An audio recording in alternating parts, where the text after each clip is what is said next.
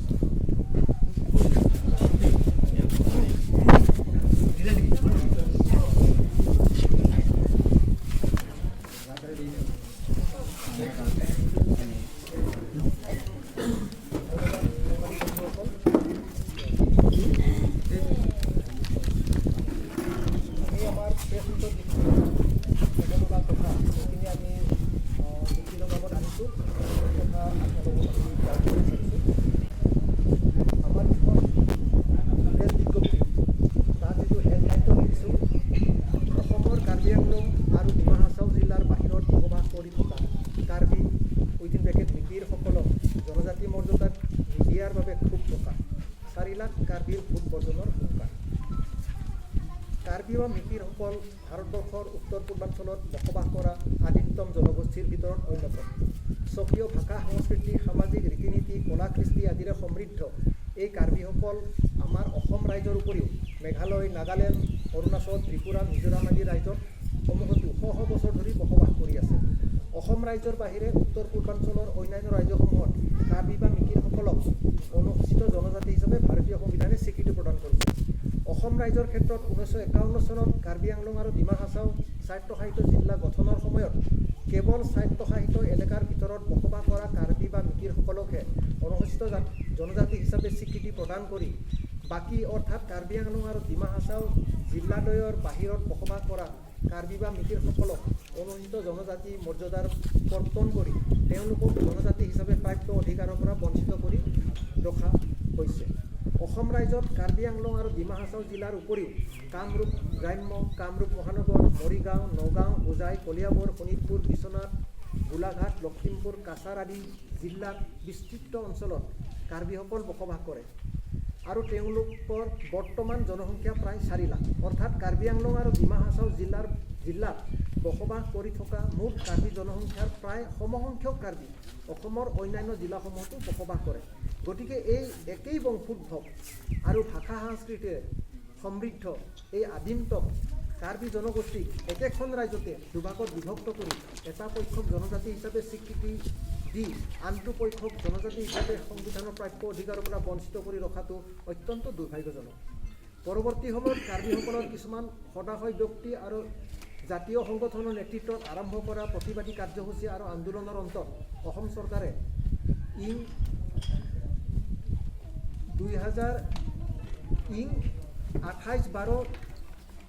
28/12/1982 তাৰিখে জাৰি কৰা অধিসূচনা নম্বৰ TAD-ST 279/82/16 জৰিয়তে এখন জনজাতীয় প্ৰমাণপত্ৰ প্ৰদান কৰাৰ ব্যৱস্থা কৰা হয়।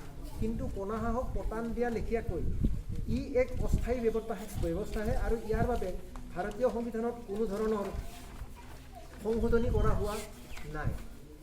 ইয়াৰ উপৰি এই প্ৰমাণপত্ৰখন কেৱল অৰ্থনৈতিক, শৈক্ষিক আৰু নিয়োগ ক্ষেত্ৰতহে প্ৰযোজ্য। ৰাজনৈতিক অধিকাৰৰ ক্ষেত্ৰত এই প্ৰমাণপত্ৰ প্ৰযোজ্য নহয়। তদুপৰি এই প্ৰমাণপত্ৰ কেৱল অসম ৰাজ্যতহে প্ৰযোজ্য। কেন্দ্ৰীয় তথা বহিৰাজ্যৰ অধীনস্থ বিভাগ শিক্ষানুষ্ঠানসমূহত এই প্ৰমাণপত্ৰ প্ৰযোজ্য নহয়। যাৰ ফলত বিগত প্ৰায় ৭৩ বছৰ ধৰি অসমৰ ভৈয়াম অঞ্চলত বসবাস কৰি থকা প্ৰায় 4 লাখ কাৰ্বি লোকসকলে তেওঁলোকৰ ৰাজনৈতিক অধিকাৰ আৰু বহিৰাজ্য তথা কেন্দ্ৰীয় চৰকাৰৰ অধীনস্থ শিক্ষানুষ্ঠানত নামভৰ্তি আৰু নিয়োগ আদিৰ ক্ষেত্ৰত জনজাতি হিচাপে প্ৰাপ্য সুবিধাৰ পৰা বঞ্চিত হৈ আছে। তাতোকৈ মন কৰিবলগীয়া কথাটো যে যোৱা বিধানসভা সমষ্টিৰ পৰিসীমা নিৰ্ধাৰণৰ সময়ত 90%তকৈ অধিক কাৰ্বি জনগোষ্ঠীৰে বসতিপূৰ্ণ ডিমৰীয়া অঞ্চলটো অনুসূচিত জাতিৰ কাৰণে সংৰক্ষণ কৰা হয়। ই সঁচাকৈ এক দুৰ্ভাগ্যজনক বিষয়। আৰু ভাৰতবৰ্ষত মাননীয় প্ৰধানমন্ত্ৰী নৰেন্দ্ৰ দামোদৰ দাস মোদীৰ মূল মন্ত্ৰ সবকা সাথ, সবকা বিকাশ, সবকা বিশ্বাসৰ সম্পূৰ্ণ পৰিপন্থী। উল্লেখ্য যে আমাৰ এই 4 লাখ কাৰ্বি মিকিৰসকলৰ মাজৰ পৰা আজি পৰ্যন্ত ভাৰতবৰ্ষৰ আগশাৰী শিক্ষানুষ্ঠান যেনে IIM আদিত নামভৰ্তিৰ সুবিধা পোৱা নাই। সেইদৰে কেন্দ্ৰীয় চৰকাৰৰ আগশাৰী প্ৰশাসনিক বিষয়া যেনে IAS, IPS, IFS ইত্যাদি হ'বলৈও সক্ষম হোৱা নাই। ইয়াৰ পিছতে আমাৰ জাতীয় সংগঠনৰ বিশেষকৈ অসম ভৈয়াম কাৰ্বি আদৰবাৰ আৰু কাৰ্বি ছাত্ৰ সন্থাৰ প্ৰচেষ্টা অসমৰ ভৈয়াম অঞ্চলত বসবাস কৰি থকা কাৰ্বিসকলক জনজাতীয় হিচাপে স্বীকৃতি প্ৰদানৰ বাবে প্ৰয়োজনীয় সন্মতিপত্ৰ, এথনোগ্ৰাফী ৰিপৰ্ট আদি অসম চৰকাৰৰ পৰা যুগুতাই ভাৰত চৰকাৰৰ RGI, NCST, জনজাতি পৰিক্ৰমা মন্ত্ৰালয় আদিত জমা দিয়া হয়। ইয়াৰ ভিত্তিতে যোৱা 2016 চনৰ লোকসভাৰ শীতকালীন অধিৱেশনত ভাৰতবৰ্ষত বিভিন্ন জনগোষ্ঠীৰ জনজাতিকৰণৰ কাৰণে প্ৰস্তুত কৰা বিধেয়ক নম্বৰ 325/2016 কাৰ্বি মিকিৰ জনগোষ্ঠীৰ নামো অন্তৰ্ভুক্ত কৰা হয়। কিন্তু উক্ত বিধেয়কখন সন্দেহজনকভাৱে লোকসভাত গৃহীত নহল। এই বিষয়ে বিগত 8 বছৰে ভাৰত চৰকাৰৰ জনজাতীয় পৰিক্ৰমা মন্ত্ৰালয়ৰ সৈতে যোগাযোগ কৰি থকা হৈছে যদিও কোনো ধৰণৰ সদুত্তৰ পোৱা নাই। যোৱা 2021 চনৰ 4 ছেপ্টেম্বৰ তাৰিখে 6 সহস্ৰ কাৰ্বি সংগঠন আৰু ভাৰত চৰকাৰৰ মাজত স্বাক্ষৰিত হোৱা কাৰ্বি শান্তি চুক্তিখনতো ভৈয়াম অঞ্চলত বসবাস কৰা কাৰ্বিসকলক জনজাতিকৰণ আৰু এখন কাৰ্বি উন্নয়ন পৰিষদ গঠনৰ বিষয়ে শান্তি চুক্তিত ক্ৰমে 3 নম্বৰ 3.5 আৰু 3.6 দফাত উল্লেখ কৰা হৈছে। কিন্তু শান্তি চুক্তি হোৱাৰ 3 বছৰতকৈও অধিক সময় অতিক্ৰম কৰাৰ পাছতো দুয়োটা দফা কাৰ্যকৰী নকৰাটো আমাৰ বাবে চৰম প্ৰতাৰণা। এই বিষয়ে অসমৰ মাননীয় মুখ্যমন্ত্ৰী ডক্টৰ হিমন্ত বিশ্ব শৰ্মাৰ সৈতে আলোচনাৰ বাবে বিগত কেইবামাহ ধৰি প্ৰচেষ্টা চলাই থকা হৈছিল তেওঁ আজি পৰ্যন্ত আলোচনাৰ বাবে সম্ভৱ হৈ উঠা নাই। গতিকে এনেকুৱা পৰিস্থিতিত আমাৰ জ্বলন্ত সমস্যাসমূহ সমাধানৰ বাবে এক বৃহৎ গণতান্ত্ৰিক আন্দোলন গঢ়ি তোলাৰ বাবে অন্য পন্থা নাই। এই সংক্ৰান্তত কাৰ্বি অনুসূচীকৰণ দাবী সমন্বয় সমিতিৰ এখন গুৰুত্বপূৰ্ণ কাৰ্যকৰী সভা আজি 31/3/2025 পুৱাৰ ভাগত সোণাপুৰৰ ফৌমাৰীত অনুষ্ঠিত হয় আৰু উক্ত সভাত সৰ্বসন্মতিক্ৰমে তলত উল্লেখ কৰা 3টা প্ৰস্তাৱ গ্ৰহণ কৰা হয়। 1 নং প্ৰস্তাৱ, বিগত কেইবামাহ ধৰি কাৰ্বি বসতিপূৰ্ণ এলেকাসমূহত জনজাতিকৰণৰ সমস্যাৰ ওপৰত চলি থকা জনসচেতনতা সভাসমূহৰ পৰ্যালোচনা কৰা হয় আৰু 1 এপ্ৰিল 2025 তাৰমানে অহাকালিৰ পৰা অধিক তীব্ৰভাৱে ভৈয়ামত থকা কাৰ্বি প্ৰতিখন গাঁৱত এই সজাগতা সভাসমূহ অনুষ্ঠিত কৰাৰ সিদ্ধান্ত গ্ৰহণ কৰা হয়। 2 নং প্ৰস্তাৱযোগে আজিৰ সভাই আমাৰ জনজাতিকৰণ সমস্যাটো সমাধান নোহোৱা পৰ্যন্ত বা এই ক্ষেত্ৰত চৰকাৰৰ পৰা যোগাত্মক সঁহাৰি নোপোৱা পৰ্যন্ত পঞ্চায়ত, নগৰপালিকা, বিধানসভা ইত্যাদি সকলো ধৰণৰ নিৰ্বাচন বৰ্জন কৰিবলৈ সিদ্ধান্ত গ্ৰহণ কৰা হয়। 3 নং প্ৰস্তাৱযোগে আজিৰ সভাই কাৰ্বি শান্তি চুক্তি 3.6 দফাত অধীনস্থ গঠন কৰিব বিচৰা কাৰ্বি কল্যাণ পৰিষদৰ পৰিৱৰ্তে কাৰ্বি স্বায়ত্তশাসিত কল্যাণ পৰিষদ গঠন কৰাৰ বাবে আৰু এই বিষয়ে যিকোনো সিদ্ধান্ত লোৱাৰ আগতে ভুক্তভোগী ভৈয়াম অঞ্চলৰ কাৰ্বি ৰাইজৰ প্ৰতিনিধিৰ সৈতে আলোচনা কৰাৰ বাবে চৰকাৰক আহ্বান জনাই প্ৰস্তাৱ গ্ৰহণ কৰা হয়। গতিকে আমাৰ এই উপৰোক্ত জ্বলন্ত সমস্যাসমূহ আপোনালোকৰ বহুল প্ৰচাৰিত মাধ্যমত গুৰুত্ব সহকাৰে প্ৰচাৰ কৰিবলৈ অনুৰোধ জনাই আপুনি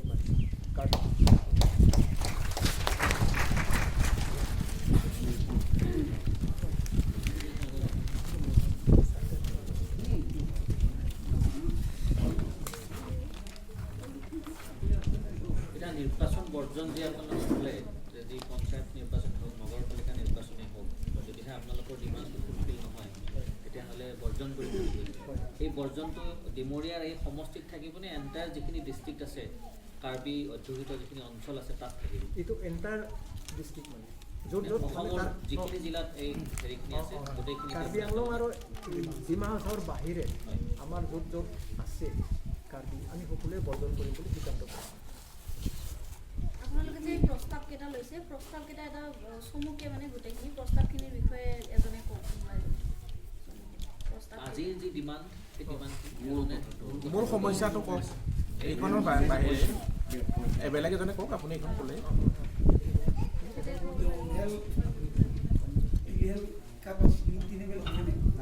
কি বিচাৰিছে আৰু এইখিনি নহ'লে আপোনালোকে কি কি কৰিব, কি কাৰ্যকৰী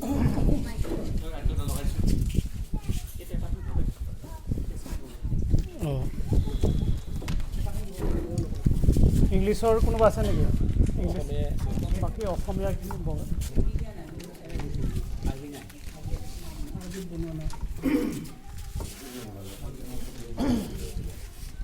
পালে আপুনি ন পালে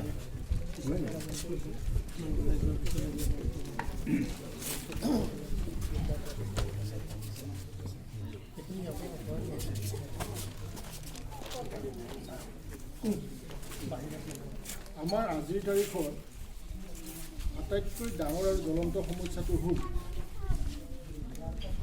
সংবিধানত জনজাতি হিচাপে স্বীকৃতি প্ৰদান নকৰাটো। গতিকে সেইটোকে মূল দাবী হিচাপে লৈ যেতিয়ালৈকে আমাক সংবিধান সংশোধন কৰি অট'নমাছ কাউন্সিল কাৰ্বি আংলং আৰু ডিমা হাছাওৰ বাহিৰত বসবাস কৰা কাৰ্বিখিনিক যেতিয়ালৈকে জনজাতিৰ মৰ্যাদা প্ৰদান নকৰে তেতিয়ালৈকে যিটো এডহক এটা চাৰ্টিফিকেট দি কিবা চলাই আছে সেইটো আমি নামানো। আৰু যেতিয়ালৈকে সেইটো দিয়া নহয়, আমাক স্বীকৃতি দিয়া নহয়, তেতিয়ালৈকে আমি এই দাবীটো সদায় ধৰি থাকিম। আৰু ইয়াৰ লগতে আপোনালোকক জ্ঞাতাৰ্থে অলপ কৈ থওঁ যে 2016 চনত যিখন বিল 325 নম্বৰ বিলখন যিটো সংসদত উত্থাপিত হৈছিল, য'ত ভাৰতবৰ্ষৰ কেইবাটাও জনগোষ্ঠীক জনজাতিকৰণ কৰাৰ লিখা আছিলে, প্ৰস্তাৱ আছিলে, তাৰ মাজতে 2022 চনত তেওঁলোকে কেইবাটাও জনগোষ্ঠীক বেলেগ বেলেগ বিল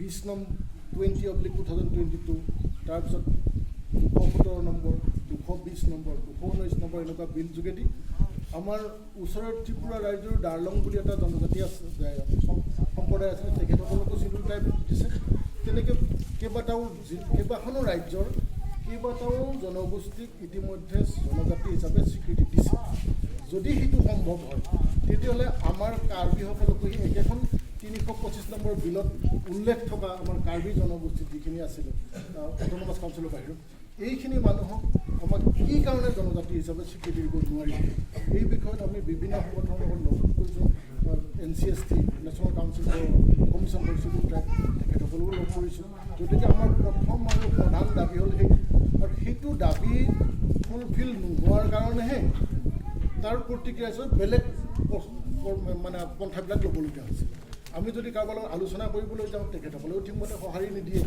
আমি আমাৰ বিভিন্ন সংগঠনে চচলত ধৰ্ণা প্ৰদৰ্শনো কৰিছে বিভিন্ন মেম'ৰেণ্ডাম দি আছোঁ আমি তথাপিও যদি যেতিয়া হোৱা নাই সেইকাৰণে আমি কৈছোঁ যে আমি এটা বৃহৎ আকাৰত আৰু এটা সংগ্ৰাম আমি চলাব লাগিব সেইটোৰ কাৰণেহে দ্বিতীয় প্ৰস্তাৱযোগে আমি কৈছোঁ যে আমি ইতিমধ্যে বিভিন্ন গাঁও অঞ্চলত ঘূৰিছোঁ তথাপি এই উদ্দেশ্যটোক লৈ আৰু যে আমি বৃহৎভাৱে আৰু এটা সংগ্ৰাম চলাম সেই বস্তুটোকে লৈ আমি গাঁৱে ভূঞে বিভিন্ন কৰ্মকৰ্তাবিলাক সোমাই পৰি জনসাধাৰণক জাগ্ৰত কৰাৰ কাৰণে তেখেতসকলক আগবঢ়াই অনাৰ কাৰণে আমি চেষ্টা কৰিম সেইটো আছে আৰু তাৰ লগতে এই যিটো জনজাতিকৰণৰ কথাটো আপোনালোকে জানে 4 ছেপ্টেম্বৰ 2021 চনত এটা 6টা সশস্ত্ৰ সংগ্ৰামী সংগঠনৰ লগত দিল্লীত ভাৰত চৰকাৰৰ এখন চুক্তি হৈছিলে MOS মেম'ৰেণ্ডাম অফ ছেটেলমেণ্ট আৰু তাত আপোনাৰ অসম চৰকাৰৰ হৈ মাননীয় মুখ্যমন্ত্ৰী শ্ৰীযুত হিমন্ত বিশ্ব শৰ্মাদেৱ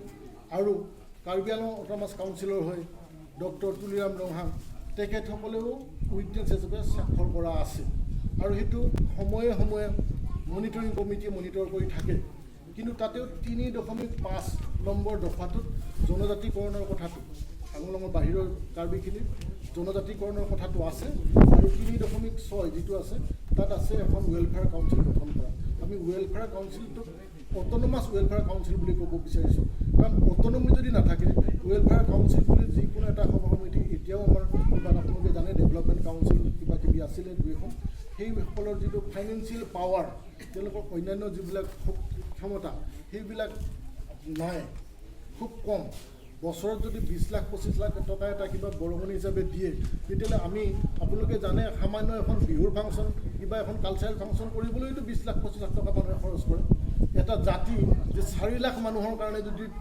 এইখিনি পইচা দিয়ে তেতিয়াহ'লে কেনেকৈ হ'ব আৰু চিডুল ট্ৰাইব হোৱাৰ লগে লগে এটা কথা আপোনালোকে জানেই নিশ্চয় এই বিষয়ত আপোনালোকে সজাগ যে মানুহ যিসকল যি সা সুবিধা পাব লাগে যিখন ৰাজ্যত সেই হিচাপত জনমূৰিত টকা পইচা এলট কৰাৰ ব্যৱস্থা থাকে বাজেটত গতিকে আমাক জনজাতি মৰ্যাদা দিয়াৰ লগে লগে জনজাতি হিচাপে যিখিনি সা সুবিধা পাব লাগে তাৰ কাৰণে যদি জেনেৰেল যদি কাৰোবাক 10 টকা দিবলগীয়া আছে তাত যদি 11 টকাও জনজাতিৰ কাৰণে দিয়া থাকে 1 টকাটো আমি পাম বেছিকৈ সেই বাজেটেৰী এলেকাখনত সেই পইচা আহিব তেতিয়া আমাৰ উন্নয়নত কাম আহিব গতিকে আমি এই যিটো অট'নমাছ ৱেলফেয়াৰ কাউন্সিলৰ কথা কৈছোঁ সেইটো অতি শীঘ্ৰে গঠন হোৱাটো বিচাৰোঁ আগতে আমাক কথা দিছিলে এই মঞ্চতে ইয়াতে আমাৰ এই দুমাহী বুলি উৎসৱ উদযাপন হয় এই মঞ্চতে প্ৰতিশ্ৰুতি দি গৈছিলে বিভিন্ন নেতাই যে এই ইলেকশ্যনটো যাওক MP ইলেকশ্যনৰ কথা উল্লেখ কৰিছোঁ ইলেকশ্যনটো যাওক তাৰপিছত এইটো গঠন কৰা হ'ব কিহৰ পিছত কি গঠন কৰা হ'ব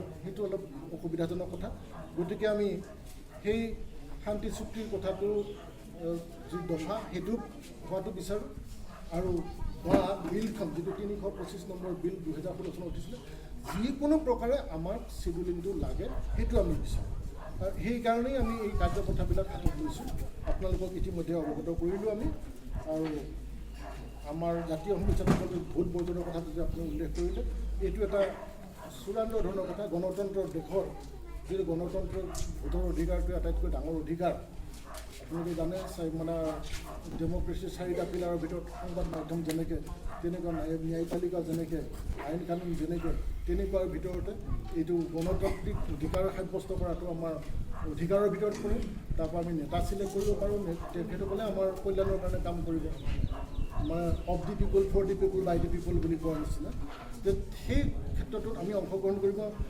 খুব আনন্দ পোৱা নাই। আমাৰ মানুহৰো এছপাইৰেশ্যন আছে, কিন্তু যদি তেনেকুৱা এটা চূড়ান্ত পৰ্যায়ৰ আমি সিদ্ধান্ত ল'বলগীয়া হয় তেতিয়াহ'লে কিমান ক্ষোভত মানুহে ক'ব লাগিব।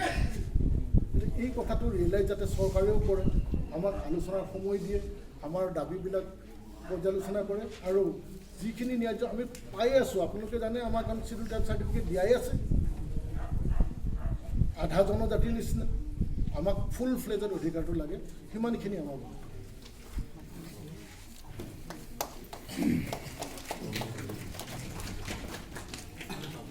বহিতাচোন অলপ কোন কোন আছে সেইখিনি নামখিনি আৰু ডেজিগনেশ্যনখিনি দি দিব। বহিতা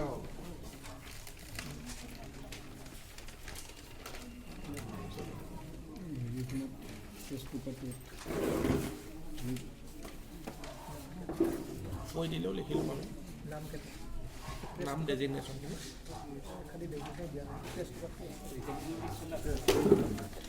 গোটেইখিনি আছে গোটেইখিনি নাটতে আছে সেইখিনি মানুহ সেইখিনি আছে, ইয়াৰ উপৰিও আছে মানে বিভিন্ন সংগঠন সেইখিনি আছে ইয়াত থকা চহী কৰাৰ কথা।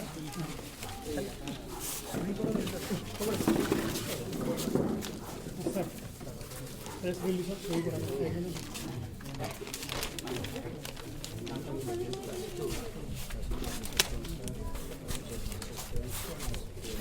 এখনত লেখোঁ, কাগজ এখনত লেখোঁ, সেইখন আমি মাৰি ল'ম ফটো ইয়াতে কাগজতে নামকেইটা লিখোঁ। আছে আৰু নহয় এইটো বেলেগ সংগঠন আছে তাৰপিছত এইখিনিতে এইখিনি লিখি দিয়ক।